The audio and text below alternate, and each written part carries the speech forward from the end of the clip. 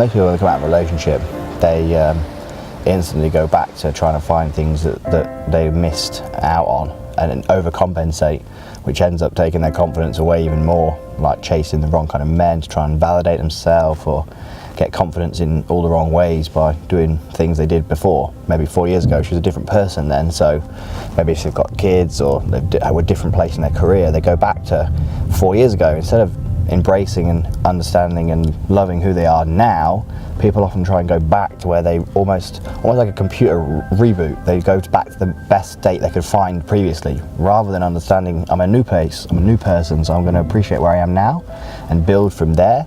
People try and go, oh, where's the last best state I felt happy? Let me find that place. And that's where I think people go wrong. I think people should try and appreciate where they are now, understand who they are, how they are, and build on that person, rather than going back and trying to find their last state of happiness, which was potentially 4, 5, 6 years ago for this lady.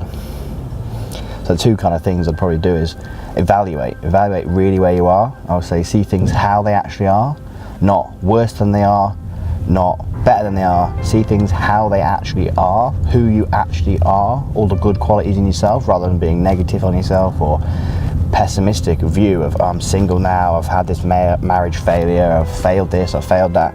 Actually just assess where you actually are, not worse than you are, and then it's about picturing being better than you are.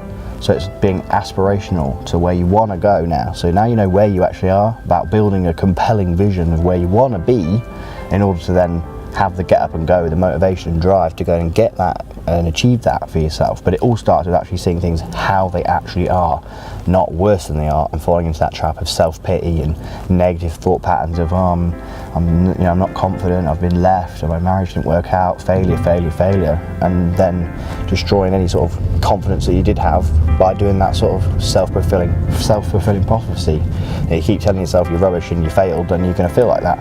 Whereas if she tells herself she's going to, she says, now let's evaluate. I sum up how I'm feeling, I sum up what's happening in the relationship, I sum up this.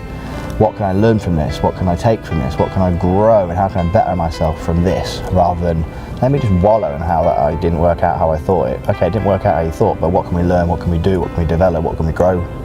Rather than let's being pessimistic and negative towards it.